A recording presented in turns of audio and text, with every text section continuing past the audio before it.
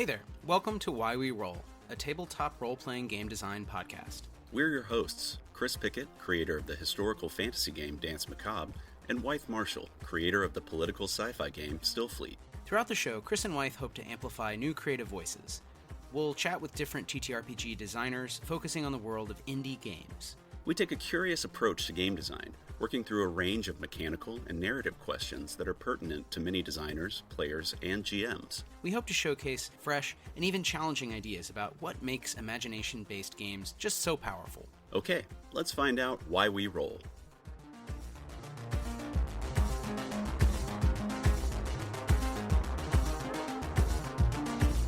Hey everybody, we're live. Yeah. Oh, I should probably check that with you guys. Like, we're very free with our language here. Is that fine for your audience? Oh yeah, that's absolutely fine. Awesome. Yeah. Don't worry about it. Fuck yeah. Honestly, that's a relief. We bleep them on the podcast, and I always feel a bit bad about it because Zoe articulates the word fuck very well. Thank you. I appreciate that. And our listeners never get to appreciate it. Yeah, I did notice that today. I listened to a couple episodes. I listened to the episode on magical items, which I thought was fascinating. But whenever a bleep would come up when Zoe, you would say shit or fuck, I was like, that's nice. Man. Maybe we should change that. Well, whatever. You're keeping I don't know. I feel like there's probably some kind of value in us not having to be marked explicit, Yes. but I guess I don't actually know how the marketing thing works. I'm not, I couldn't tell you. I wish I knew. It just depends. Yeah. We also discuss so many other things on the podcast that, it might be good for us to have that explicit marker, because we do talk about some of the darker sides of medieval history that maybe, you might want to have that explicit marker on there. But, Might be episode by episode, radio. I imagine. I feel like we give a content warning. I feel like that's enough. Yeah, I think that's pretty Like good. I don't like the idea of being auto-filtered out because someone's like, oh no, I don't want to hear anything that challenges me too much, and so that everything gets removed. Yeah. I feel like they should at least make the decision on a case-by-case basis. Fair enough. Right. Well, so we should probably let listeners know who are these explicit, foul-mouthed, brilliant people. So, as usual, we have Chris Pickett, co-host, producer of Why We Roll. I'm Wythe from Stillfleet, and we have with us special guests Zoe and Mac from the Maniculum, a cool podcast that Chris and I started listening to, and we thought maybe we could do a little collab. And it just so happens we're taping mid-May. The Maniculum is going live with a Kickstarter soon-ish. Yep. So that's something we're going to talk about. Mostly probably y'all will talk about, and we'll say things like, oh, or that sounds cool, or I'm definitely going to tell my friends about that. Maybe we could start off with what is the Maniculum? Personal intros, anything, anything fun like that. So it's a podcast. Yeah, for the one. Maniculum is a podcast. What? Tell me more. What? No way. Where we take weird medieval stories and we teach you and listeners how to adapt them into TTRPG adventures. And we do this because Mac and I are both medievalists. We met during my undergrad and during your PhD. I was doing my master's. You were doing your program master's at at that point. And wow, the podcast has spanned through the length of your PhD. Pretty much, yeah. I didn't realize that. I think I finished my MA. Well, I finished my MA in I want to say it was 2017 or 2018. And we were kind of talking about doing it in between then, but we didn't start recording stuff until early 2020. That's true. But anyway, we're both medievalists. I've got my MPhil in medieval studies from Trinity College Dublin, and I guess I'll introduce myself and then I'll pass it off to you, Mac. But I'm also a professional game designer. I'm a narrative designer. I worked at Obsidian on Pentiment, which apparently just won a Peabody Award, which I was not made aware of until just now. It did, yeah. Congratulations. Wild. Ooh, you can put that on your TV now. You're a Peabody Award-winning writer. Peabody, Nebula, BAFTA, they're stacking. Nebula nominee. Nebula nominee, BAFTA nominee. But I'll tell you, though, when I got those emails in, I immediately sent it to IT because I thought it was a scam. I was like, I'm being fished. I'm being fished. This is ridiculous. So anyway, I worked at Obsidian on Pentiment, and now I'm working for Wolfeye Studios on an unannounced project that I can't talk about due to NDAs. But I have a medievalist background and now a professional game design, neurodesign background. And Mac, you have also plenty of experience in both areas. Come on. Yeah, don't sell yourself short and leave us on a cliff like that. Give us. Can you tell us whether the project you're working on is in fact a video game, or is that also under NDA? Yes, it is a retro sci-fi RPG video game. Sign me up. Yeah. Okay. I'm very excited about it. Yeah, that sounds well, amazing. we might have to have you back on when that's not a secret and won't get you in trouble to hear, because actually it's something we haven't talked too much about on the show yet, just because I don't play a lot of current video games, I should say, but is the link between video games and TTRPGs, which is super strong. Most players, most designers are kind of going back and forth all the time. So I know I'm a weirdo there. So it'd be fun to kind of work with someone who, I know Leo Andrade is someone else we've had on the show, works on both. So we could, there's probably some interesting discussions we will not get into today, but just to tease, already pitching you on a future episode. But yeah, Mac, why don't you? I have so many questions, but also let's finish like intros, backgrounds. You're both historians, right? Because I mean, maybe Chris and I can follow up a little with our sort of training. No. That's a hard no for Mac. Zoe, I think, has medieval studies, which includes history, but my degree, I have just finished a doctorate in English language and linguistics. So, like, Congrats. I know some history, but only as it's, like, related to the texts and language that I work with. Yeah, so, the parts that's so lies, that are fun, pretty lies, not the actual. Exactly. No, that was my background, too. So, okay, that's good. We're on the same. Yeah, sorry, Matt, keep going. I mean, that's pretty much it. Like, Zoe likes to credit me as a game designer, but what she means is that I've been playing D&D for a really, really long time. Like, I have no professional game design background. I'm just a huge Well, you nerd. do now that we're doing this. Yeah. We haven't gotten paid for it yet. It's still not professional. It's not professional unless we're getting paid. I have to hard disagree. I mean, I honestly think that at least within the space of TTRPGs, if you've been doing it for a long time, if you've been hacking systems, if you've been writing your own settings, anything like that just goes into GMing games, like you have the chops for it, at least. Maybe not professional in a paid sense, but professional in a practicing sense. Yep.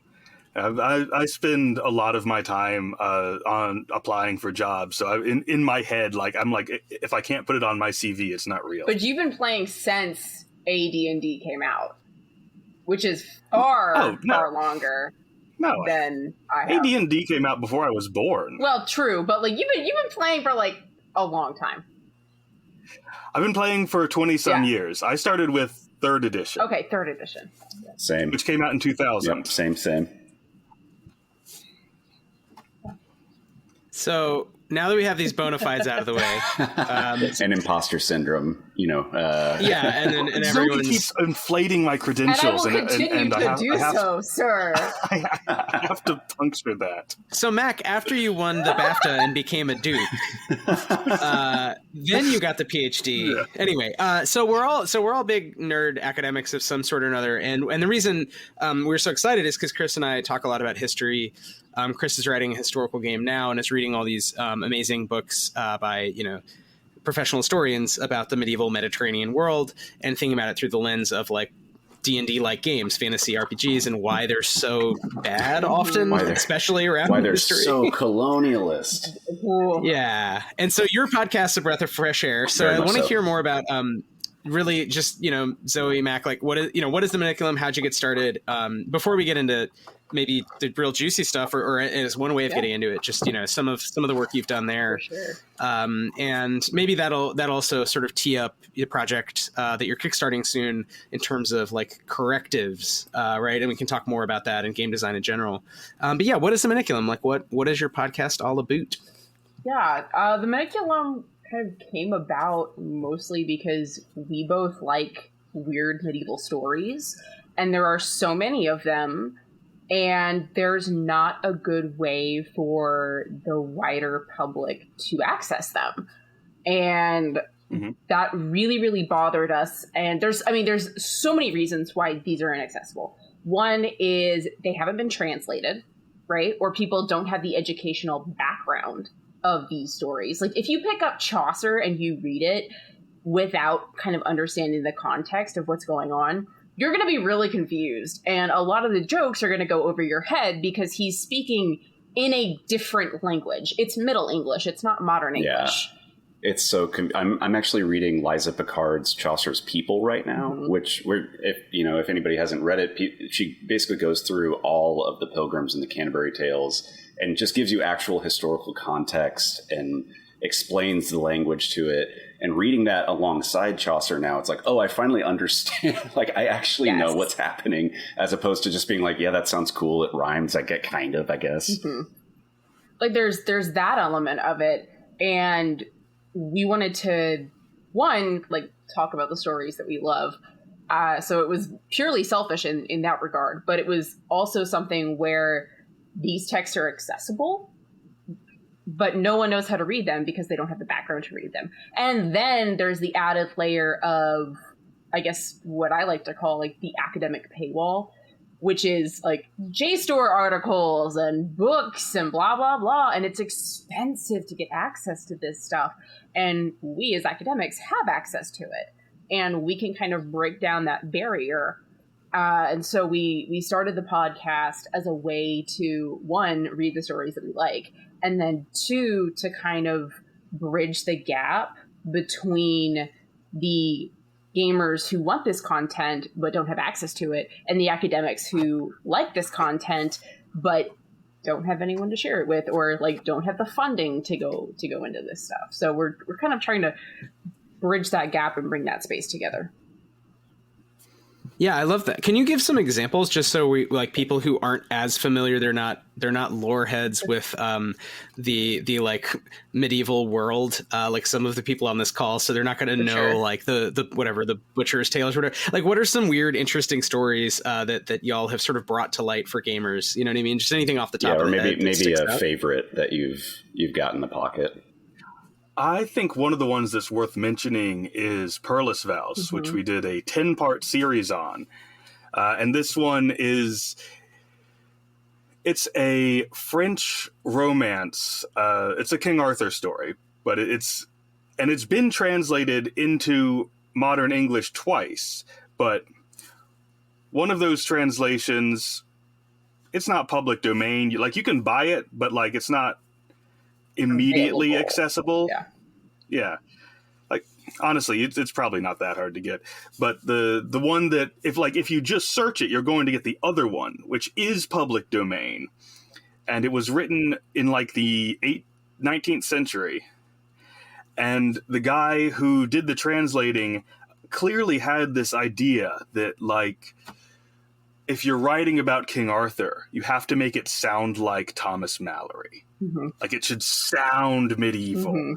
And so the whole thing is just incomprehensible. It's the worst English you've ever read. Yeah.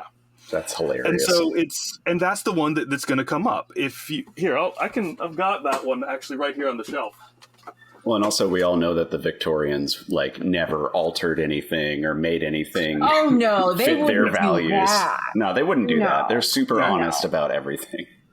So, opening to a random page of this translation.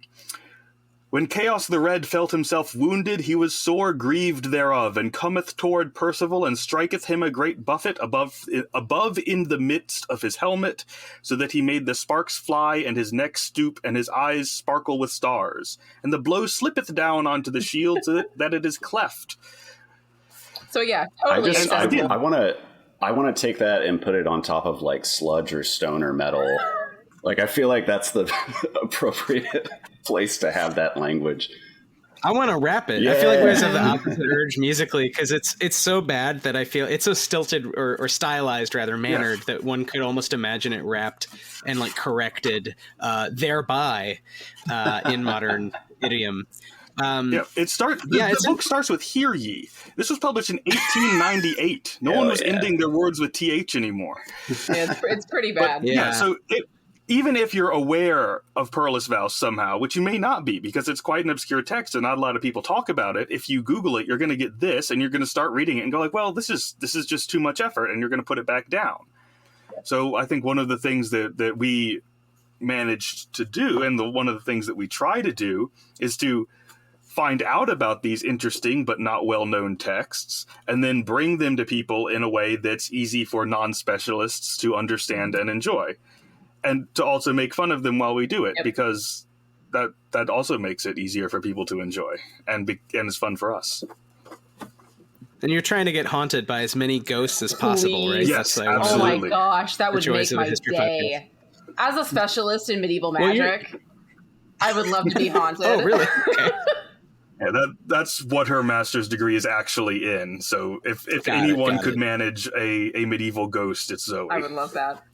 Wow. Yeah, I think I mentioned this before we actually hopped on, but I was listening to the Maniculum, over the last week or so, but today specifically I listened to an episode that y'all put out about magic items specifically, and like magic items in D&D versus magic items in like actual textual examples and, like quote unquote real life examples. And Zoe, your enthusiasm for it was so infectious. Like I went on a walk while I was listening to it and I was just like, oh my God, I can't, this is so fun. I'm so glad that comes through, because it is something that I genuinely love.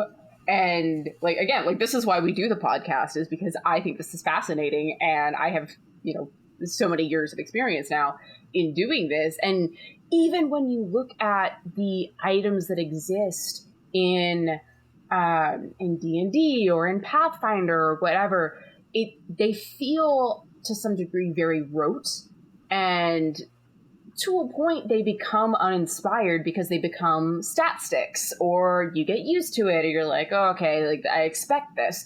But a lot of the magic items in the medieval world are either things that are entirely mundane, like a candle or like a magnet, that have another magical element to it that all of a sudden attaches a spiritual value to that item. Or they are the most bizarre things that you've ever heard of. And there's always, always, always a risk reward with medieval magic items. And that was something, that inspired what we're doing with the Kickstarter is, okay, let's take these weird medieval items and legendary artifacts that we love and bring them, allow people to play them at their table. And then 2, let's kind of put back some of this magic into D&D and into what people are doing at the table. Because I think we get used to where's my +2 sword? Where's my whatever. But where's the actual fun? Where's the trick? Where's the magic kind of with those items? And so from a design perspective, that's kind of what we really wanted to focus on. I'm sure there are TTRPGs out there who have interesting magic items. I don't want to put down all the indie TTRPG designers who are, I'm sure, innovating in this field. But also ours have that vibe of historical authenticity. Mm-hmm. Although we did make most of it up, but it's all based in something. Yeah, but it's coming from years of research and an actual knowledge base, right? So I don't like the word authentic, but there is a more of a sense of authenticity around it because of kind of the source material that you're coming from, right? I go with verisimilitude.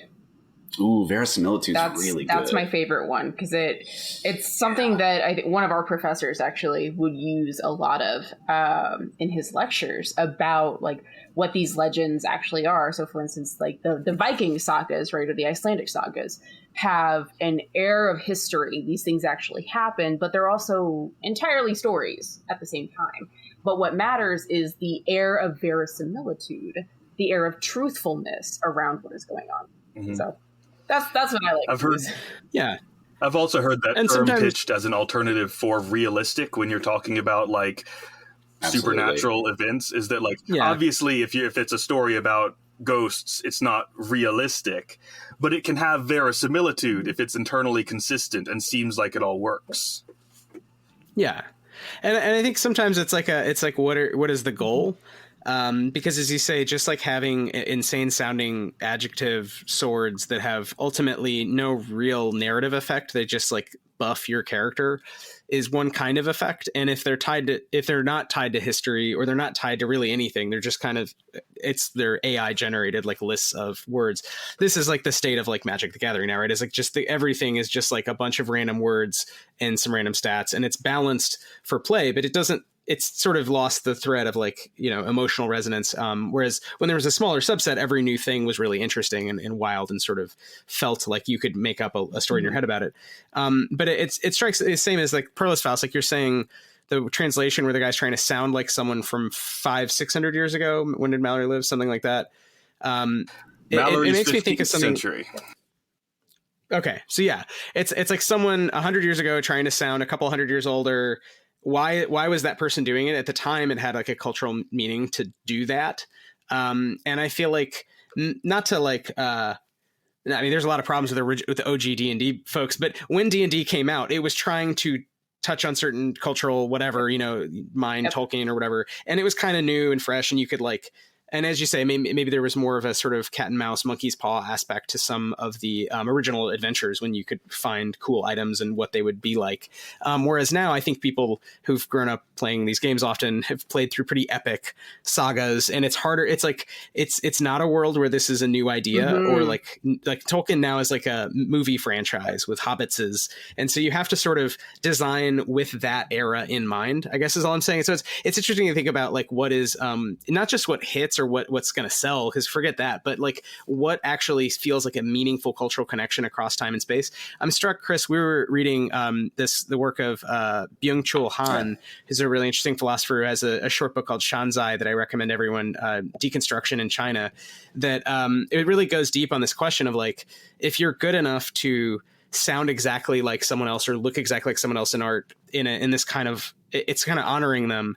But it does raise the question of why this skill is valued, and why sometimes it's called forgery, sometimes it's called knockoff, sometimes it's sort of really valued as like, wow, you've achieved, if you can paint, the example he gives is the guy who could paint so well in the style of Vermeer that to this day, no one knows which Vermeers are Vermeer and which are this one forger whose name I forget. And the guy like was considered a fraud when they was found out. But in the book, he's kind of arguing like, no one, like, okay, there's only two guys who could ever do that. So like, that's, there's a reason why we value Vermeer, and there's a reason why we should value that guy's fake Vermeer. Is his work any less valuable if you can't tell the difference? Yeah. So I just wonder about like with game design, when are you trying, and maybe this is to try to formulate a question out of that long aside. When you're designing magic items, what kinds of aspects of history are you marshaling, and for what reasons? Is that something that you feel like I'm sure you've thought about, but can you give us some examples maybe? Or I feel like one aspect of what we're trying to bring in is just that we're bringing something in. Like I think a lot of the game design space, the TTRPG space, especially D&D, has kind of become it's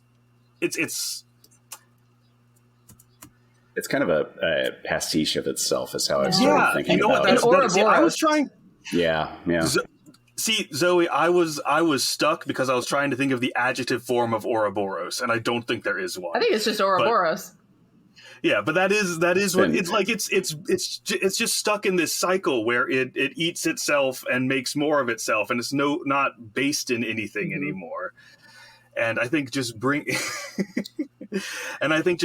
in like material from outside and saying like, okay, we're adding something new into the ecosystem that's not just based on ideas we had about D&D while looking at D&D that we're going to use in D&D, I think makes a difference. For me, like real quick, it's not even that we're bringing in something new. It's that we're bringing in something old, very, very, very old. And that's what I was going to say. Yeah. And to me, again, like going back to magic and storytelling and blah, blah, like this is what I do. I'm a professional writer. I sit here and I, put words on the page, and hopefully they mean something and resonate with people. And to make that happen for me, you have to look at the past. You have to look at what has resonated with people for centuries and centuries and centuries and centuries. And for me, like that's where this whole thing started, and where I look at my own stories and pick that up from. I think a lot of people like the publishing industry right now, when you present your work, you have to give comp titles, and they have to be published in the past 10 years. I'm not trying to write anything that's like anything that's been published in the past 10 years. I'm looking for... Sorry, did you say comp titles? Comparative. Oh, wait, is that why so many books these days are marketed as like, Yes. this is X meets Y? Yes. Oh, Yeah, absolutely. That's exactly why. And so for me, like, I think people forget, like, where did D&D come from? It came from Tolkien. Okay, where did Tolkien get this stuff from? Tolkien was not reading comparative fantasy literature because it didn't exist. He was reading, the Volsunga Saga. He was reading the Poetic Edda. He was reading all of this stuff, like this Gothic literature. I hate this. Theoden quotes an Old English poem almost verbatim. Not only that, but he copies the only like Gothic text, like the Battle of Pelennor Fields is straight up ripped from a Gothic text of a description of a battle, and he just changed the names, and it makes me so mad. I didn't know we had Gothic texts that described battles. I thought it was just the Bible and a couple inscriptions. I think I'll have to double check. I'll go back and double check. But it pisses me off because he just copy-pasted this shit and changed the names, and he's the father of fantasy literature. And I love him. I love him. I also hate him at the same time, and that's why. I get it. I feel that.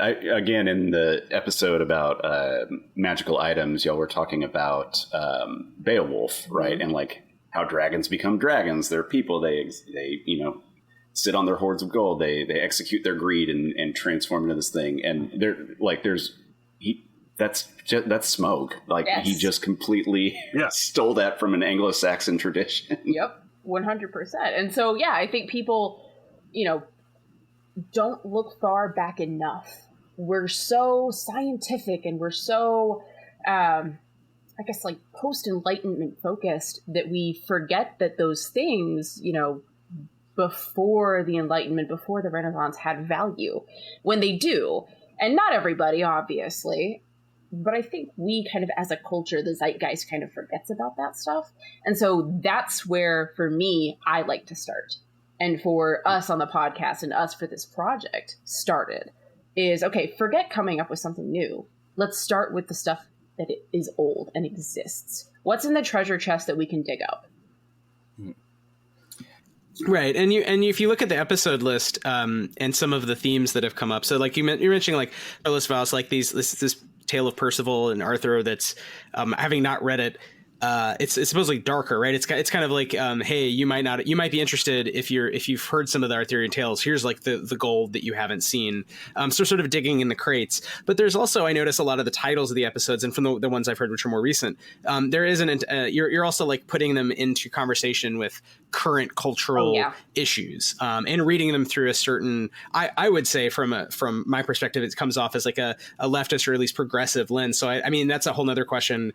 In addition to game design, which will come back to like your upcoming book, but so there's like kind of finding cool magic items or monsters or like the original stuff and why that feels more interesting, and we can talk about authenticity or what that whole discussion. But there's also sort of reading against the grain or perpendicular to commonly received, like yes, sword +2 is good because it can kill more goblins. And if you sort of unpack the tropes of adventuring and read against the grain of some of these tales in which often adventuring is punished, right? So I don't know if that's something else, again, maybe any other episodes that jump to mind where you feel like you've done some interesting work kind of unearthing and kind of flipping some of the themes of these earlier works in a way that feels more resonant today. I've got one in mind. I've also got one, but why don't you go first? Okay. I think mine's pretty tenuous. Mine is Landval.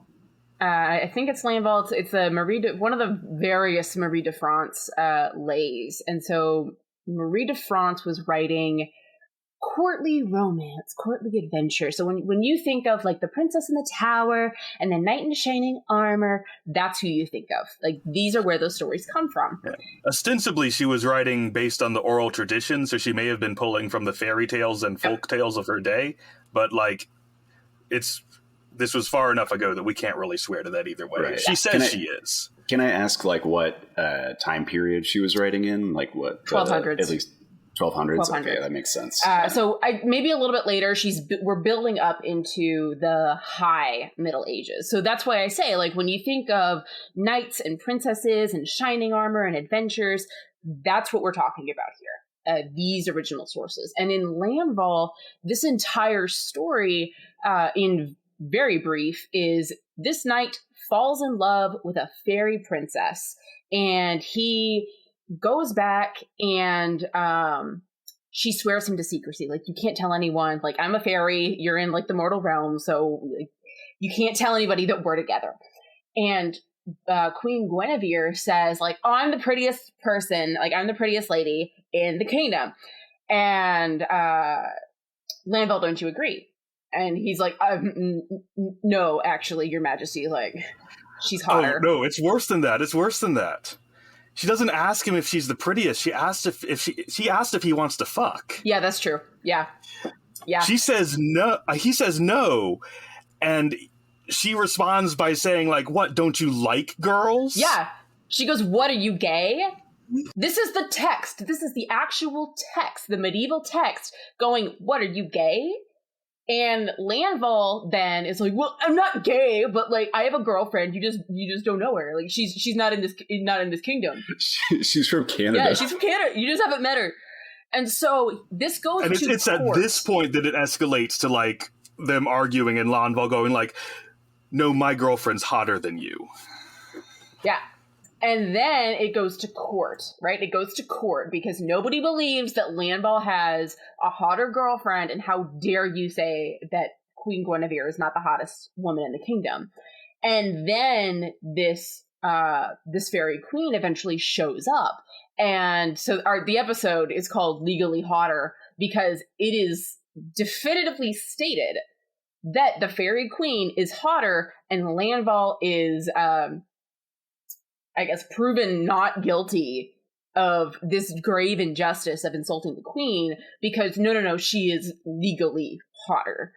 And so there's this weird, like, initially you look at it and you're like, we're upholding some pretty interesting things here in terms of, like, the culture, which, like, yeah, there's some blatant homophobia here. Not great.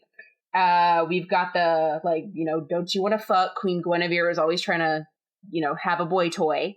But then one thing that I kind of realized going through it is that Landval is the one who is in distress. And it is the fairy queen, the fairy princess, who saves him through her own agency, through everything that she's got going on.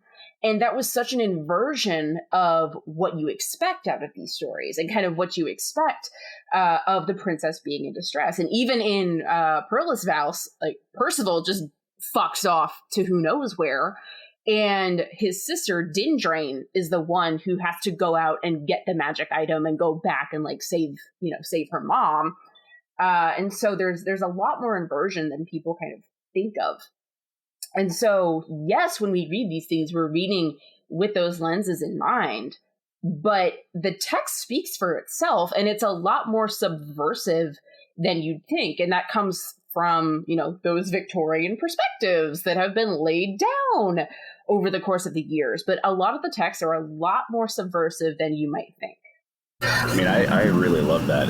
That's something that I've been thinking about a lot as I've been writing, where, we have these kind of specific expectations of fantasy settings and also just of medieval settings in general, right? And we have Tolkien, we have the Victorians to thank for that. We also just, like the kind of mutation of, like, the Chanson de Geste and things like that over time. But I'm curious, like, as y'all have been designing, as you've been playing and also researching at the same time, like, what are some other things that you've kind of rubbed up against that are similar, that are kind of like common in, I'm going to say Dragon Game, but also in a lot of indie TTRPGs that kind of replicate the same narrative spirals and things like that? Mac, I'll let you take this one since I rambled on about Landval. I mean, I don't know from Game Space specifically, but it is the case that a lot of the expectations we have about, like, what medieval everything is like is very much filtered through Victorian perceptions of what things should be. Like, gender roles are a lot more flexible than you'd think in the medieval period. For instance, there is at least one romance with a arguably transgender protagonist. This is the roman de silence, or the romance of silence, and it's all about the main character is written as cross-dressing, but the narrative definitely seems to indicate that there's like a deeper level going on there. Anyway, Yeah. There's people were thinking about that stuff and like engaging with it more than you would expect via the Victorian interpretations of it.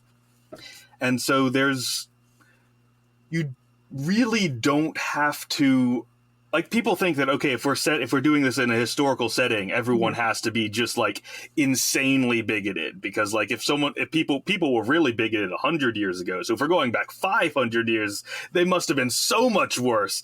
But like, no, it's not a straight line. Like in pre-industrial revolution, a lot of these things were a lot more flexible and more open than you'd think. And you know, that's something that's worth considering when you're writing in either a game or a novel or historical fiction in the medieval period, is that like it's not as, the social roles aren't as rigid as you think. People take stuff like aristocracy seriously, but nothing's as black and white as it's presented in later medievalisms, as people in the field say. And Zoe had something to say, but I just kept talking.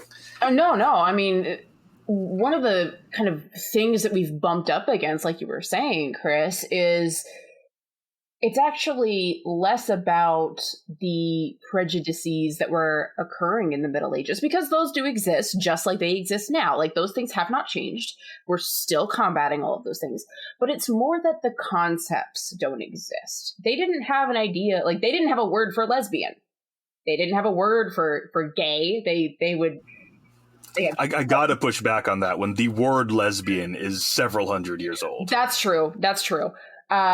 But the language wasn't necessarily there in the same way. Just like race, right? Like the word race certainly didn't exist. You know, that concept didn't exist. And so a lot of the buffer or like, you know, kind of conflict that we come up with is, okay, how do we actually break those concepts that we have ingrained in our heads and break those down in such a way that people are more open and more flexible, like Mac was saying, to how people perceived the world back then. Like, one of the things that I harp on is that people perceived and saw the world in a very supernatural, spiritual sense. That's not to say that they were all, you know, Protestants, or that they were all Catholic, or they were all whatever, but the supernatural was a fact of life. And today, we don't have that sense as much. Our perception is different.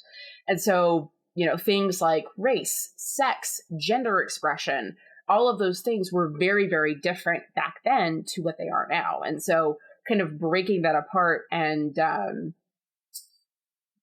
breaking down, I think, those modern walls that we put up kind of, and we peek over and look at the past rather than kind of exploring what they considered, like what concepts did they have.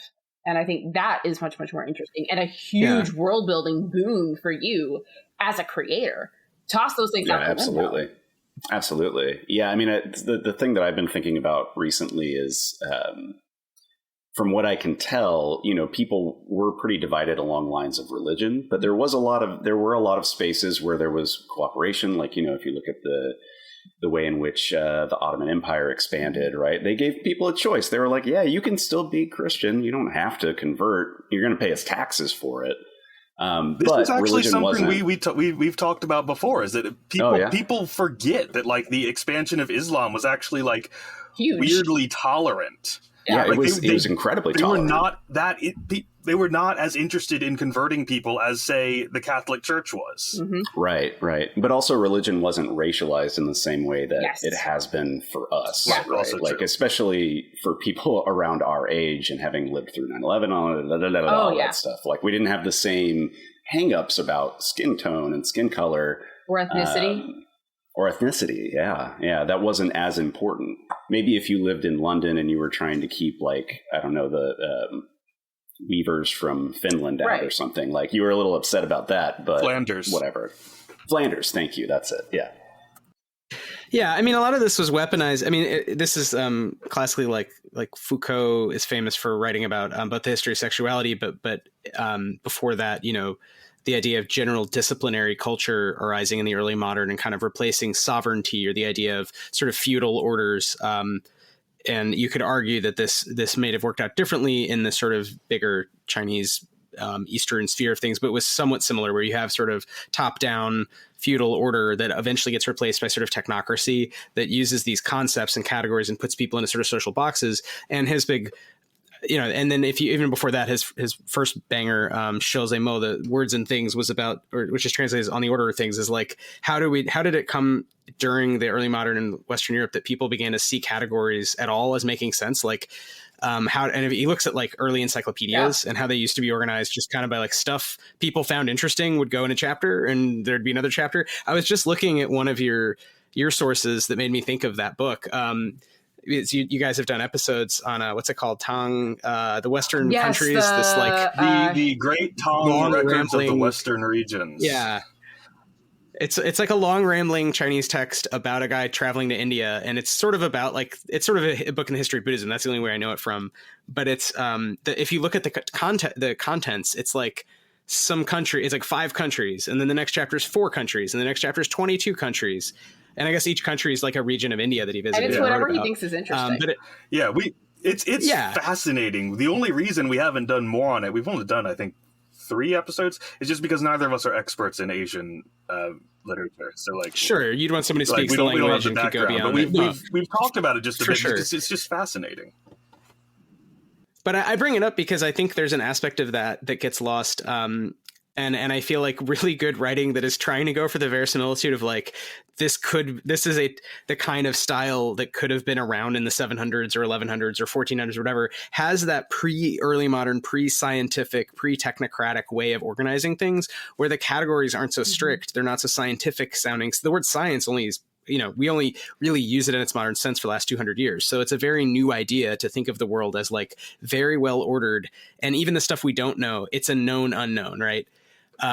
So I think if you go back and you just open up your game to like, okay, there's these 4 things and 3 of them are sort of similar and the 4th makes no sense at all. I mean, that already gives it the flavor of like anachronistic or old school. But I think it's fun to see in your episodes, because y'all have a lot of cool episodes. Like, it's going to take me a while to go back through the catalog. It's an astounding amount of information, and it's all good. Yeah. Like I will say, it's all really, really good. But it really gives the feeling of how random shit got. I just told someone I met at a academic conference this weekend about it, and they were like, "Oh, you know, I should check that out." I'm like, we do have like 200 hours of content, so it's like, a lot. If you like it, good news. But there's a lot there. We'll just talk for hours, you know. That's fantastic. Oh yeah, that's great. Yeah. Well, we will too. In the interest of not just talking for hours, though, we could switch. I mean, I have so much more. I have so many thoughts on these episodes and like things I have not listed to yet.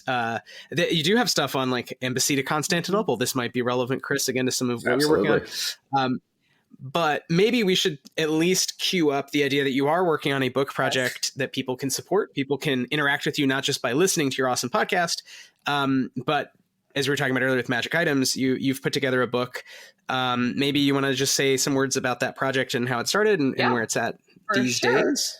So this is it. It's called Marginal Worlds. It is a magic item deck. So it is essentially a deck of 50 magic items that we have pulled from real medieval manuscripts, real artifacts that are found in what we call hoards, but like archaeological expeditions. And there are 50 magic items from real historical artifacts that you can play in any TTRPG. So they are system agnostic, which means like if you want to put them in your D&D game, if you want to put them in your fucking Warhammer game, like I think it would be hilarious to see, you know, some Warhammer dude holding, you know, the Green Knight's axe from Gawain and the Green Knight, like just like decapitate some dude. I think that would be hilarious. Hell yeah. But we built it for everybody to use. Is it under the stipulation that exactly a year afterwards you then have to take the same blow? You can do that. Oh, I love it. That's great. Yes, so it's a deck of 50 magic items for any system that you like. And let's see, they all include the source where they came from. We have a glossary in the back. So if you are interested in digging into like, where did this come from? What story is this from? You can find that. The actual like line. So say it's Gawain and the Green Knight. The line of poetry that mentions the axe and what it looks like is on the card. So that's all there. It's also fully statted up. It's got beautiful, beautiful art with illuminated manuscript text. You've got all your little notes and marginalia and the sides. And we do include icons for each one. So if you're interested in, for instance, a cursed item or a sentient item that can talk back to your players, or, you know, whatever you have in mind, a high level item. So, okay, don't give it to them when they're level 1, just hold on to it. You know, that's all there for you. And we do have 3 additional optional play appendices. So there's lore on fairy lore, different things like that. We also have a full D&D 5e appendix. So we know that D&D 5e right now is the most popular TTRPG. So we did do the work, statted it up. So if you want to play it in your D&D game and you don't want to like fiddle with figuring and balancing that, it's already done for you. It's in the book. But if you're doing a different system, you know, if you're doing Bison, if you're doing Pendragon, if you're doing Warhammer, then all of the language is very clear, very easy to use. We do give you tables, very easy to roll. So that's all there. Yeah. Thanks so much for listening to Why We Roll. If you like what you hear, you can support us at patreon.com/Stillfleet. Patrons get access to all kinds of extra material for all of our games, starting with Stillfleet, but now including Blister Critters, of course Danse Macabre, The Sometimes Kingdom, and hey, we're always working on new stuff. So check us out at patreon.com/Stillfleet.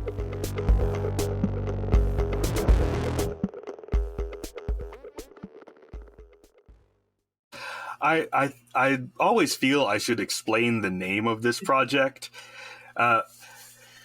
So it's called Marginal Worlds because like this is kind of a first step in what could be like a series of projects if it goes well.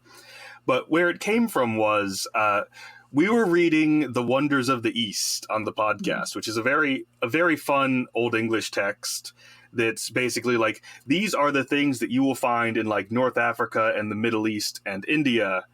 And it's describing these bizarre things, most of which is from like Pliny the Elder and stuff. But it's interesting and I recommend it. But the point is, when we were reading it, we were like, okay, this is a campaign setting. Is what they're giving us here. They're saying, like, you will find this land here, and it is inhabited by these people and these creatures, and then next to it, you will find this land, which is inhabited by this could be a whole thing.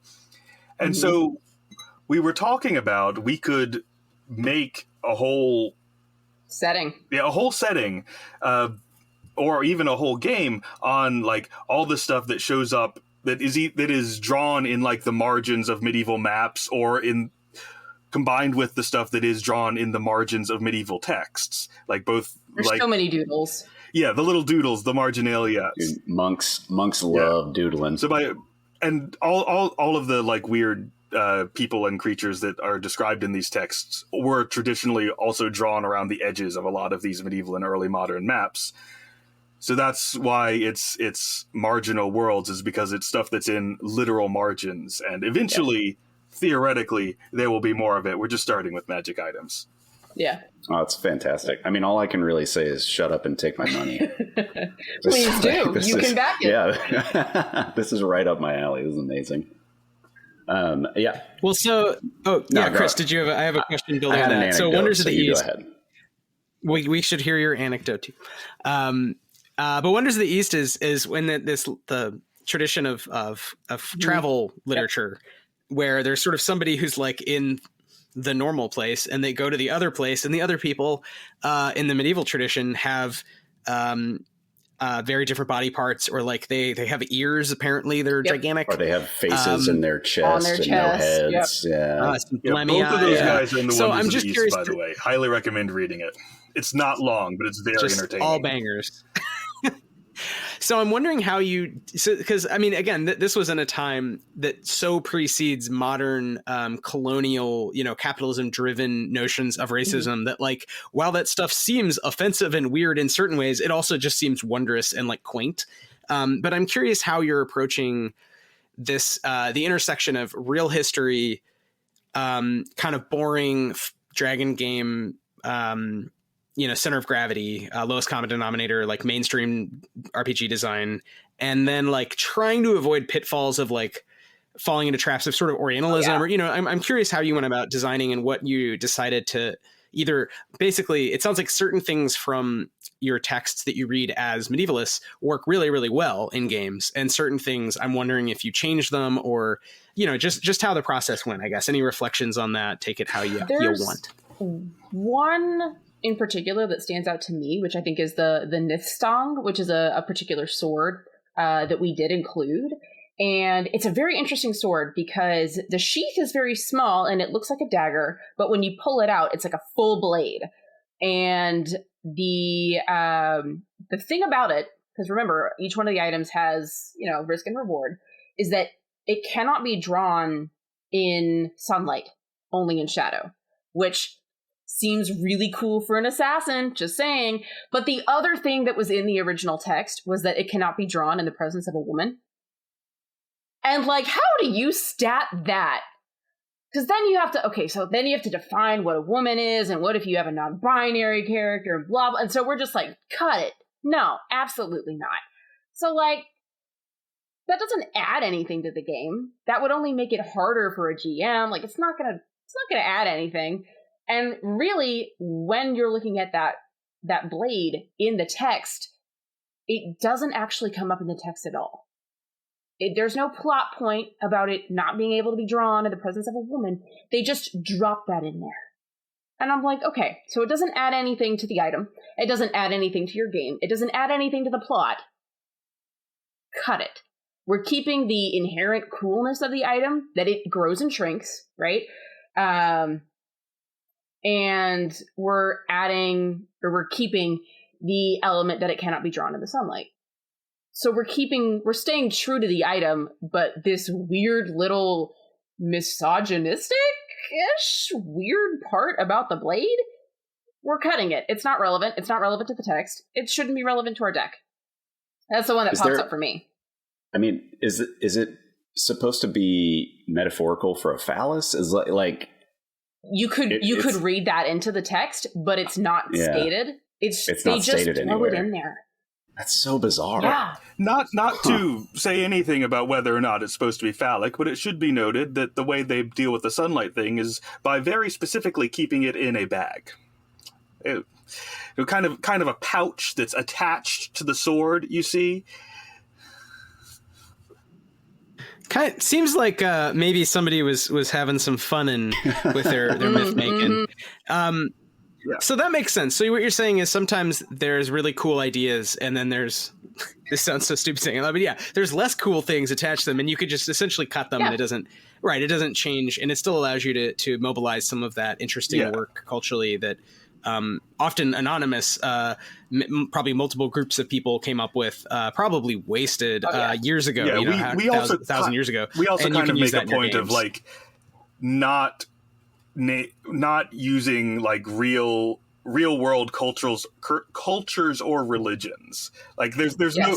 Right, like, that was my next question. And this is fantasy China. Like there's not really a way to do that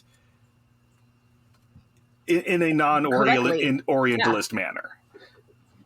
So like we just don't. Because there's always some sort of pendular motion. There's like normal place and abnormal place, no matter how you're dealing with it. If you're setting up those kinds of in a campaign setting, like the way you described it, where you're going to go travel and so we're explore. sticking with things that are like clearly fully made up from like whole cloth, like that are not like this is our like I don't think we have any note on the gymnosophists, which was ancient Greece's interpretation of, what's the word that I'm looking for? Sages in India. They call them gymnosophists. And we're like, okay, we don't need to put them in there because that's identifiable as like a culture that's real. The whole point of Marginal Worlds is that it is a fantastical place. It is a setting that only exists in the margins, between the pages. It's not real, as in to say each item is historical, but the place where it lives is not identifiable in the world. And we see that so often, for instance, in the Arthurian tales, because the locations that are listed, it's like, oh yes, the Green Chapel. Oh yes, we all know where that is. It's just, north of Penn. Obviously. And obviously. There's no actual identifiable locations for a lot of these places. Or they're just made up, or, like even in the Wonders of the East, we don't actually know. Like they can name a nation and then not give you anything else, and we can't identify what that nation was. Did it actually exist? We have no fucking idea. And so the point is that insofar as it is a setting, it is a fantasy setting, and the items are found within the context of the fantasy world that was medieval England. Because when we're telling these stories, or when we're reading medieval stories, nobody in the medieval world was reading Chaucer or reading the Icelandic sagas and going, oh yeah, obviously that's a historical tale. Maybe with the Icelandic sagas. Sort of. But even then, it carries that legendary quality where people, again, have that verisimilitude. They're like, yeah, it's historical. The medievals were not dumb. They acknowledge for themselves that these stories are stories, and the value they carry is not in the fact that they need to be truth or historically accurate. The value of the stories is in the story. Also, there's I was going to say just a last note on like the place that is here versus the place that is there. One of the things that when we expand this into a full like published setting, one of the things that I'm planning to do is we will also include travel narratives from people outside Europe traveling to Europe, so we get the Europe that is there, not here, as well as the Europe that is here, not there. Like we'll use Ibn Fadlan and stuff. Yep. Nice. Yeah, I love that. That's the one that comes to mind for me. I mean, it's fun. It's like a way of reading the world where it didn't matter because you were so unlikely to go anywhere. So it didn't matter if you were a serf or fellahin or whatever in some part of the Mediterranean basin, reading about some other part or very distant lands, or if you were in China and you were a peasant and you're reading about, again, very distant lands, because you were never going to go there. And it starts to break down as trade picks up and people actually show up. Like, I don't know if y'all know the story of George Salmanazar, but like the idea that in the early modern, a guy shows up in England claiming to be from Taiwan and speaks, and the whole thing is wild because he became a celebrity, but then people kind of knew, like this is after the medieval period, obviously. And like people were kind of like, yeah, but this is fake. Right. And it sort of all falls apart in his fame. It becomes, kind of a bitter victory to have this guy show up out of nowhere. And the story is wild. I mean, it says a lot about sort of a moment when people are beginning to see the world geographically a different way, and thus humanity as having some similarities, but also imagining difference in a way that I think probably, to your point, if you're in medieval whatever, you couldn't. It sort of is meaningless. It's just it's a million miles away. They have they have dogs' heads and they fart rainbows over there. The English are othering the Germans just as much as they're othering the Chinese. Yeah, I mean they othered the French as much as anybody. I mean, like probably more so than anybody, especially in like the 14th century or so. Well, they fought 100 years against him. You'd hope they'd have some good swears. There is apparently at least one medieval Scottish text that claims very confidently that Englishmen have horns. So, like, I don't think the othering is at all based on like how far away you are from someone. but I bring it up because that Saidian reading, that critique might be something I imagine, to be like on your side. It's like, I worry about the reception. That's when, to be frank on the show, because we try to talk about the politics of game design. And so that's like, I think a big part of it is like, okay, if you're using history, how are you using it and how might people interpret it? But it makes sense what you're saying, to just kind of really mix it up and really emphasize the ageographical nature of these wonders. They're just abstractly wonders. They could work in any setting. I think that like makes sense and is a good way to use the good parts, absolutely. the good bits. I also hold that, I'm ragging on the Victorians a lot. I really don't like them for various reasons.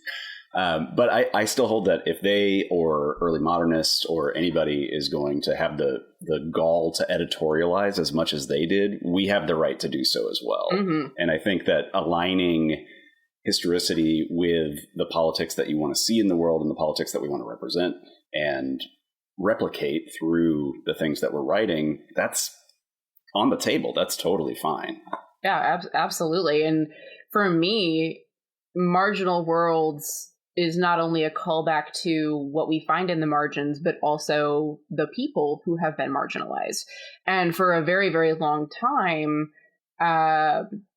D&D and kind of that game space was for like the losers and for blah, blah, blah. And now we're seeing at the moment, I think gaming and TTRPGs has become a huge space for the queer community and for a lot of other marginalized groups to find a space and tell their story. And like, that's to me, one of the really, really cool things about TTRPGs is that you get to craft the narrative you want. You get to choose what you put in your game and what story that you want to tell. And so that's not a huge or obvious connection to the title, but it's something that I guess I'm personally reminded of when I see, the title of Marginal Worlds. I'm like, this is for the people who have been marginalized, or for anyone who has felt pushed aside in any kind of way, or who the kid who is written and underlined in their own books at home and has felt lonely. Because I was that kid, as well. I was the nerd who was like, I really like this cool, weird medieval shit, and I'm getting shit at school for this, and blah blah blah. Like, me, the weirdo who did 15 years of Latin, like, of course I was being made fun of. And I probably deserved it. Oh, I definitely deserved it. But anyway, like, point is, like, these stories are there to tell the story that you want to tell. That's what this resource is here for. And so 100%, I think it's important to both acknowledge the culture and the context of where these texts came from, but also what can we learn from them and what kind of lenses can we look at and kind of learn from them through those lenses. Not that we are claiming to speak for any marginalized communities. We are too. Oh, absolutely not. Right. Yeah. Yeah, no, but that's that makes sense. So it's also a question of like, what are the good parts of whatever you're doing that you want to bring into games? Because if you like games, everything kind of seeps in. And I find an aspect of game design is just like what's around. So if I'm working on a thing not related to game design, it's like, well, now that's in the game because I don't know, it's in my brain somewhere.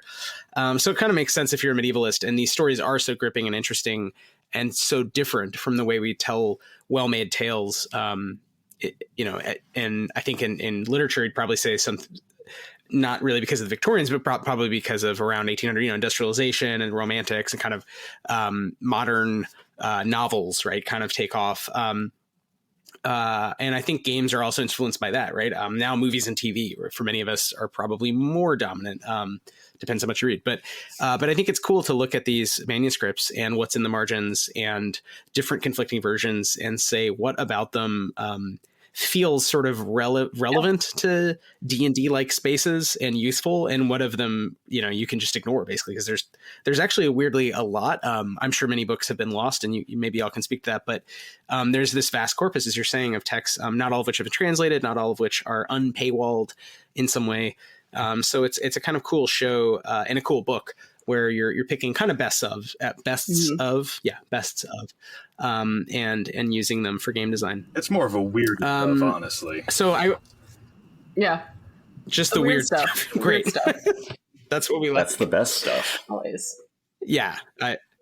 I feel like Chris and I often ask this, and Chris, you might have other questions. I was just curious if you play tested the items in any particular game. Sounds like maybe 5e. Like, if you've gone through and been like, I'm going to run a scenario where someone gets this sort of monkey's paw item and see what happens, and not that that's, you have to have done that for everything. I'm just curious if you've used them in your own games and how that's worked. Are we in our own games at the moment? I'm not currently running a game. I believe Zoe recruited a bunch of people to put them in games just so we knew how it worked. We got a fantastic group of playtesters together to playtest these items. And also I did kind of my own with a friend group that I have locally here, where I was like, okay, I'm going to come up with these weird scenarios and let's just see what happens. And that's what these items are built for. They are built for unconventional use. One of our items is what is it? It's a talking, where'd it go? Where's the dang thing? While she's looking for that, I will share one of the things that changed as a result of playtesting that I'm still kind of salty about. In the original design, I assume from the references I've seen y'all making that you're familiar with Sir Gawain and the Green Knight. One of the items is the girdle that Gawain gets that he's told protects him from harm. Is it magical or in is it our not? original design? It wasn't. The only enchantment. It was enchanted to make you believe that it protected you, but it didn't actually do anything. And apparently, the playtesters were not fans of that, and we changed it. That's hilarious. Yes, so it does. That's so good. It does protect you on certain conditions. So the item that I was thinking of was the drunken awl, and an owl is it's just a little pokey little dagger thing. Yeah. You use it if you're bookbinding. You use it to make the holes in the spine that you sew through. Right. Yeah. Also, as an aside, that's what made Louis Braille blind and what he used to create the Braille language. That's wild. I did not know that is how he was blinded. Yep. I wrote a book report on it in 4th grade, and now every time I see an awl, I'm like, yes, Braille. Braille. Who knew? There you go. What an icon. Chris knew. But this item in particular is a drunken awl. So it has to stay drunk. You have to keep it drunk in order for it to help you with different tasks. It is sentient. It will talk back to you, and it will bite you if, it's not drunk enough. These are made to be used very unconventionally. This is not just a sword that you can use and kill a whole bunch of stinking goblins. What are you going to use this all for? Are you going to sneak in? Can you lockpick something? Sure, maybe. Is it drunk enough? Okay, well now we got to go procure some ale, and things like that. And you specifically can't use it as a weapon. That's when because it will turn on you. It gets angry about that. And yes, it is from an actual text. It's from the debate of the carpenter's tools. Oh, that's amazing. I was going to ask what text it was from. But I love that. Something that made me turn to writing the game that I'm writing now, Dance Macabre, which is, again, it's historical fantasy. There's not a magic system. You don't get magic. Because I personally just don't like the way that magic is deployed in most tabletop role-playing games. I'm so here for that. D&D just infuriates me the way that they use magic. And not to quote Byung-Chul Han again, but he uses this term called the inferno of the same, where it's just a flattening of the other. It's a flattening of all difference and difference. And then nothing is special anymore. And that's how I always feel about magic in D&D, especially because people ignore the things that you need to cast it, the verbal components, the physical components, things like that. So I love having a magic system or magical items where it's oh no, you need to get some ale or some wine for your magical awl to pick this door. You have to pay attention to those things because that's narratively more interesting at the end of the day. 100%. And I feel like you and Max should talk because he is so into resource management. It's wild. Yeah. So any little thing that you can do where you have to do these things for the magic to work, like that's very interesting. And for me, as someone who has studied magic, I 100% agree. This sameness and I guess like scientification of magic, especially because it's a mechanic, it's a system, and I get that, and you kind of have to do it. That's the way it's built. But damn, like, where's my whimsy? I want my whimsy back in my D&T games. Well, I think it depends how you're going to use it, too. I mean, there are high magical games that can be fun, and then if every time you cast a spell, it's like, all right, we need to go on a quest so you can cast the spell and heal me 8 points of damage, then it would like, you know, interrupt the flow of that version of epic fantasy that the D&D world has pioneered and like taken, and it's just gone on its own. It's its own self-referential thing. Like it's its own pastiche. Right. But I think you can play you could play the OSR low power, like Chris, like I think more where you're coming from of like, it's very rare to be healed. Like, what does that mean? Like, even now, if I accidentally stab myself with a knife, I can't go to a guy and be like, all right, wizard, heal me of 8 points of damage. They're going to be like, oh my God, sir, you have a severed artery. Like we need antibiotics. Like it's going to take several weeks to recover. The doctor's like, what are hit points? Why do you keep saying this?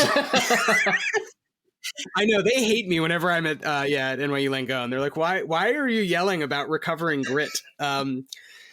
So, you know, it's just an interesting different take. And I think you're going to see more and more of it as more and more people tire of, or just to recognize like, okay, 5e's monolithic, it's not going anywhere. That macro magic system is well explored and people keep exploring it, but there's probably lots of like the way, you know, the idea of minoritarian or minor literatures, like there's minor ways of doing magic that feel more true, maybe, Zoe, to some of the stories you're referencing. Like, honestly, you could especially you could make 5e magic feel a lot more like the kind of stuff we see in Hildegard of Bingen or the Leech Book, just by making the tiniest little change. You play the spells exactly as written, and and there's no such thing as a, quote, spell component pouch. You need a herb, you have to find the herb. It will feel completely different, and you don't have to change anything. You just insist that, like, no, you actually need these things. A lot of medieval magic, it does rely very heavily on, like, you need this and this and this and this, and you combine them in such and such a way. Right. And, like, that's a thing. That's an actual thing. And gather various herbs under the sign of Venus, exactly, et cetera, et cetera. Well, food, like food as magic, food as medicine, this is a tradition that is more or less universal. It's articulated differently in China or India with the Ayurvedic tradition, or the Islamic world had its own sort of system of dietetics. But it's not odd that many people would be writing about it like recipes.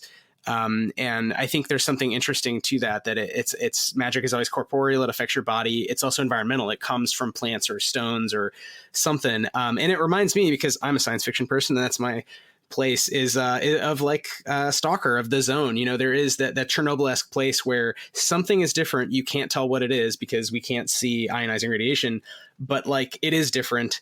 And in the movie versions of that, in Annihilation, et cetera, you can begin to see it, and you can interact with your environment in a kind of magical or re-magicked way, even though you're in the era of the scientific. So I think there's something about sort of magic in this abstract way that isn't even genre specific. It doesn't have to be Vikings and Merlins and whatever. It can be sort of any genre could have that element of like, what if there's like a secret other physics, you know? Oh yeah, you employ that really well in Stillfleet too. There's a lot of that where it's like, you know, like the hell sciences and things like that, where it's like this feels magical, but it also feels kind of scientific at the same time. We like having cake and also eating cake. So yes, no, we just try to do science fantasy while strictly saying, no, it's all scientific. One day we will map out the hell science and just understand how the world really works. But no, a million years later, no one's done it. It's the science of the soul. Is what I like to call it. And I think it's something that like a lot of Eastern medicines do very, very well. They treat the body, they also treat the soul. And medieval medicine did that. And then once we hit the early modern period and the scientific method, the West, however we define that, has lost that. And so that's, for me, where that kind of magic kind of comes in, and where I like to explore. Speaking of the Industrial Revolution, I've heard it argued pretty convincingly that the reason a lot of... Sorry, I just saw the comment that popped up on screen. The reason that there's a lot of this like weirdly scientific magic and also weird colonialism in the TTRPG space is because D&D was being based on Tolkien and not primary sources. So they didn't write like a medieval person would write. They wrote like an early 20th century like naturalist would write. And writing in that like, you know, late 19th, early 20th naturalists milieu brings in a lot of like associations with phrenology and the like, and you bring in all this unnecessary baggage that's not supposed to be there. It's just that this stylistic choice that you made, probably not thinking about it that hard, dragged in all this stuff that's actually contradictory to what you're trying to do.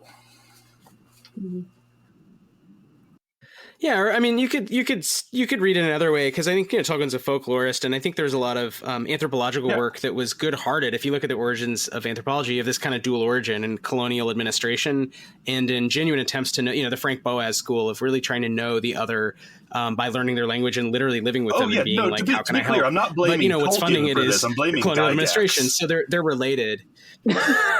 No, yeah, but I think at each stage there's elements of both, and it's interesting to think about that fact that it's hard to it's really hard, I think, to pull them out completely one from the other and say, okay, I'm only going to do the good, non-appropriative, like celebrating culture, interested in other humans, which I'm interested in other people. I like to chat, I like to go to a bar, ask, hey, what are you up to?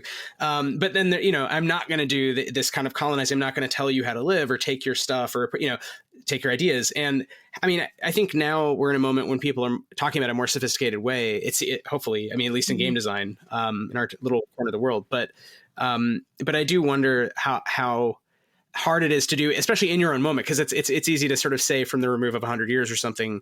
Okay, yeah, well, you know, in Tolkien, it's like, it's about a clash of civilizations, and there's like literal, you know, skin color difference between the civilizations, and you're like, oh, well, this seems wrong, you know.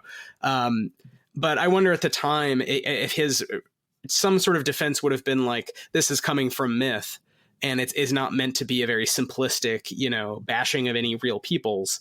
In the same way that I think at any point, if you're doing fantasy, or any even sci-fi, right? You're like trying to think in abstractions and be like, oh, the thing I'm thinking is just in my head. It's not real, but people are always going to read and map onto it. You know what I mean? Like what's around them and what's in their heads. So it's a weird, not at all to defend that, just say that I think that process, it is actual work, and it's interesting to hear how different authors are doing it. I think that's something, Chris, maybe if you have thoughts, like I want to do more on the show, is basically just ask people like, how do you do it? You know, how are you thinking about it? And get lots of feedback, basically. Because I think a lot of us want to explore lots of weird crap without like coming off as, you know, I'll say for one, like this is why I like push against the thing that I see a lot in like TTRPG world building is like, okay, this region is the fantasy version of the Middle East. You know, you cannot do that. If it is a real culture that you're not part of, don't put it in the game. There's no way for you to do this. You have to make up your own thing. So you're telling me that you didn't enjoy Oriental Adventures for 3E, which oh, that just hurts me to even hear that. I can say while I'm aware of it, I did not enjoy it because I did not buy it. I unfortunately, so I got into D&D 3rd edition at the same time as you, Mac, about 2000, you know, all that good stuff, and that book was given to me for Christmas. Like shortly after I started playing D&D, I was like, that's cool. I never used it, but I remember reading through it and just being like, what? This isn't the fantasy that I'm looking for. This is just people making fun of Japanese and Chinese people, even as a 14-year-old or 13-year-old. Yeah. And to butt in here, you know, like with the commentary on Tolkien, even in his own day, people were like, oh, so obviously Middle Earth is an analog for Europe and World War II. And he pushed back so fucking hard against that. He's like, this is not an analogy. This is not allegory. No. Like, if you're looking for that, go to Lewis. This is still ongoing, by the way. I had a professor in undergrad who was a Tolkien expert in addition to being a medievalist. And at one point, he appeared on a documentary about Tolkien, except he only appeared very, very briefly. And I asked him about this later, and he explained that the documentarian was very much pressing the, like, all of this is actually about World War I thing, and would ask him leading questions. And he just kept saying, like, no, I mean, obviously Tolkien's own experiences influence his writing, but like, it's not about that. It is not supposed to be about that. He said it's not about that. It's not an allegory. And so they just didn't include like any of his bits in the film. Yeah, I believe it. Yeah. Yeah, and I think it's important that at every moment there are people who are just doing it badly, and there's people who are more progressive even in their own time, and more regressive even in their own time. But I was just saying, I think within each of us there's a little bit of a tendency to maybe slip one way direction or the other, and it's like, even if you're starting in the more progressive end, I'm trying to remove myself from the Tolkien fight because I don't want nobody to stab me on the subway because they're like, you said the wrong thing about J.R.R. Or Franz Boas, who I think I said Frank Boas. Zoe, I think I cut you off earlier. What were you saying? Oh, well, just the thing to add here is that just because Tolkien didn't make it an allegory does not mean that he did not fit and fall into certain pitfalls in depicting Middle-earth and so on and so forth. And a lot of that could be unconscious. A lot of that is XYZ. And then, like, let's take another step back. Sometimes the shape of myths is the shape of myths.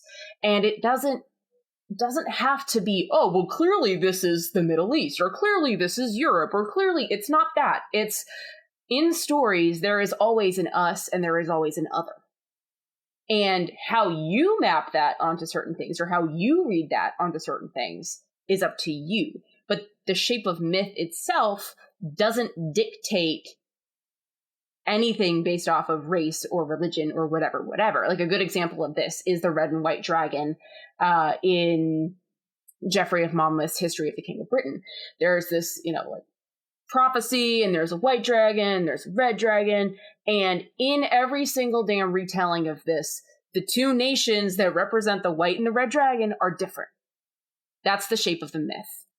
And what we put onto that is different. And so Tolkien, for sure, put some, you can see some things that maybe we're not comfortable with in this day and age, and we're like, that's not great. Whether he did that consciously or not, I cannot speak to. But the shape of it and the intention of it are two different things. Oh, that was a mic drop moment. Yeah, and this gets into, there's all these ideas in social science about, like, when are you being specific or generalizing? It's an idiographic or whatever, nomothetic. Like, you're trying to when are you able to make claims about some culture in some totality? What I like about game design, I will say as a writer, one thing I find really freeing is that it's not about claim making as much as doing. It's like it's a way to make machines for fun having. Yes. But of course, to your point, there's always there are ways in which you're making claims on the world by choosing to include certain things, exclude certain things. But I do think game design is a way to play around with some of these ideas. And to go back to Marginal Worlds, dropping June 1st on Kickstarter, you're able to play with some ideas that you're encountering as you read and study and research and teach people and have these discussions around, like, all the way back to the symbols that are still with us, right? In the case of what you mentioned, like red and white dragons in England, right? It's sort of interesting to think about the role that games can play as, Chris and I've talked about before in the show of, like, focal points or ways to get people together who wouldn't normally think through this stuff, and maybe challenge some of them, maybe teach them something. Whether or not you want to teach them about Tolkien, that's your business. We have no official stance. Please don't stab me. But I do. You can teach them about all this. Come to the Maniculum. Yeah, you can come find me. Leave wife alone. You can find me. No, but that's all to say. So is there more we should make sure people know about the book project that's dropping June 1st, Marginal Worlds? Go back it. Oh gosh. Let's see. It's cool. 50. It's cool. It's 50 different items. We really tried to make sure that none of these items your players will have ever seen before. They're all very unique. They are made for unconventional play. They are made to stump your players. They are made to piss your DM off. the one thing I do want to say is that all of the art. I was going to bring that up. You should writing credit the art. Is yes, hand done. Our artist is Sujin Paik. She worked with me on Pentiment, so she is very, very good at this medieval illuminated manuscript, early wood print style, and it's all hand done. Like we take a very strong stance about AI. We do not include any AI. Nothing. Absolutely not. All of it is handwritten. Same. All of it is hand drawn. So when we can't really it won't show up on the camera if we hold it up. So, but you should know that the pages are packed with extremely lush art. Oh, it's gorgeous. Oh, Sujin did such an amazing job. Like, look at these mushrooms. Whoa. I love that. Where's our beautiful characters? Each one of us created a character that are the little adventurers who have compiled this book. So there's... Oh, that is fantastic. That's the Green Knight's axe. Yeah. Yep. Way cooler than the movie, the A24 movie version. Don't even get me Personally, started. I kind of liked the movie. I thought it was okay. It wasn't queer enough. It was not That's true to true. the text. It was noticeably less queer than the text. It was extraordinarily less queer than the text. Yeah. Which, my favorite tweet, I think, Mac, you showed me this tweet where some guy on Twitter was like, I'll bet the medievalists are really upset because like the dude kissed him in the film and that's not very medieval. And like, this is what we are talking about. Like, all of the medievalists are over here like, this is not queer enough. But people in our day and age have this idea about what the Middle Ages are. And so that's what we're trying to break down with our work, both on the podcast and in Marginal Worlds, is that so much weirder, it's so much wackier, it's so much more diverse than you expect. Also, just like to put it out there, I know this is counterintuitive, but medievalists are, I think, substantially more progressive than most fields of scholarship. Like, even though they're studying the past, they're very... Like, I just came from a medievalist conference, and there was no point at which I was not in a room with, like, a dozen people who are visibly gender nonconforming in some way. And, like, that's just how the field is. Well, it might go back to that question of category and just being in a different state of mind a lot of the time. I don't know. That's a hypothesis. Maybe it's testable. Maybe it's not. I don't want to offend anyone there. Just throwing it out. But I think this is also a pitch for medievalism as a discipline. So if anyone who's a little younger or whatever age you're going back to school, hey, medieval times never go away. They're still there. They still happened all over the world. It's still in New Jersey and Dallas and no. Oh boy. No, that's great. So I don't know. I think time wise, it's about 8:30. Yeah. I don't know if y'all want to wrap up soon. I think we should probably wrap it soon. Yeah. Also, I will say for anyone who is possibly considering grad school or a career or a degree in medieval studies, I won't speak for Mac, but you are more than welcome to come talk to me. It is a hell of a process to do any of that. And I have very many years of applying and being rejected.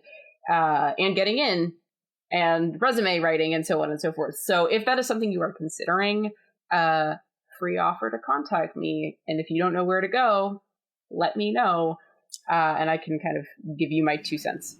Yeah. We'll talk also, I would say if you're going to grad school for the humanities anyway, you should do the medieval part because, like you. Oh yeah. That's the fun part. The bad part is that you're in grad school for the humanities, which means you're going to spend years and years getting a degree that will never make you any money. But if you're doing that already, medieval studies is the best place to be. They're the coolest people are there. True. And I do think there's something about like that studying an era other than our own makes you less likely to subscribe to like the various preconceptions of our own era. It's like there's just this kind of expanding effect. Absolutely. Yeah, absolutely. Yeah, that's why I study the future. Yeah. Well, Chris, any final questions for Mac and Zoe? No final questions, but thank you all so much for being on here. I appreciate your work very deeply. I know I don't want to speak for wife, but I think that we both do. Yeah, thanks for being on. Yeah. Oh my gosh, thank you so much for having us. Let's see. Should I throw the plugs in here? Is this the moment when I do that? Yeah. Throw the plugs in. We'll try to remind folks, and we'll try to remind our social media advocates to remind folks. But June 1st, we'll, hopefully it'll be a big deal, and there'll be press and accolades and whatnot. We're doing it. Feel free to ping us also, and we'll just keep we'll try to retweet whenever we see it. And yeah, hopefully we'll I think we're going to do this again soon. Just a little micro plug on the Maniculum. So then y'all should have the last word, but we're going to talk about some other games, including Blister Critters, which you can still back on BackerKit. So if you're interested, you can still pick up the book. We're not closing it until we actually are done making it. We're very, very close, but it's still in process. So with that, Zoe, Mac, final thoughts. Well, first off, congratulations again. And I'm so excited to hear about Dance Macabre. Thank you. Let's see. Yeah, I suppose you guys, at least Chris, you're coming onto the Maniculum later this year. So if you're interested in seeing that episode, do follow us. We post when we post episodes.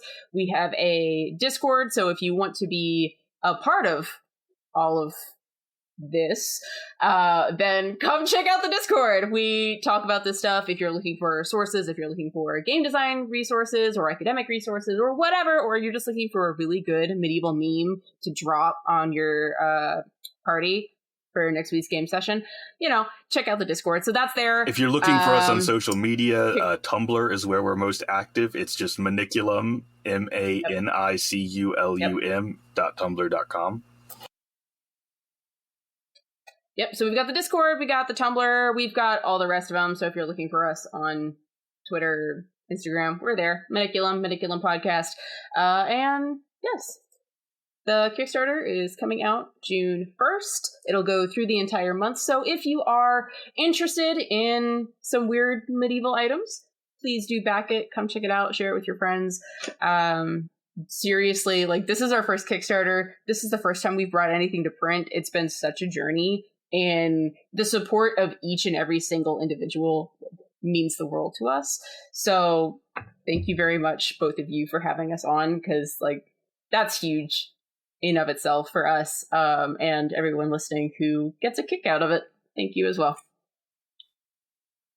Absolutely. Oh, thank you. Thank you for joining us. All right. Well, everybody check out the Maniculum. I'm going to click end stream. Then we're all going to... Yay! The end is nigh. We cease to Alas, exist. doomsday indeed.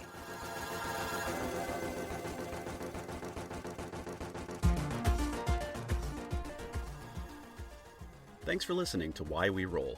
Our theme music is by the brilliant Sam Tyndall and Arcline. If you enjoyed the show, please subscribe wherever you get your podcasts. You can find us on Twitch and what used to be Twitter at Why We Roll, and on Instagram at whyweroll.pod. You can find out more about Dance Macabre at timespaceplace.itch.io/dance-macabre. You can find out more about Stillfleet at stillfleet.com. Thanks for listening.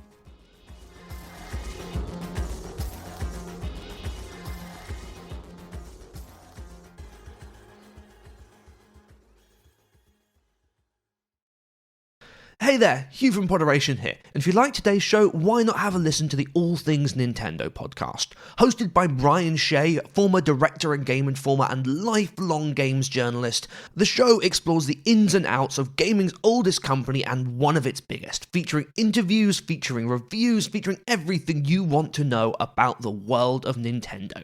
If you'd like to learn more, check out our website at podderation.com.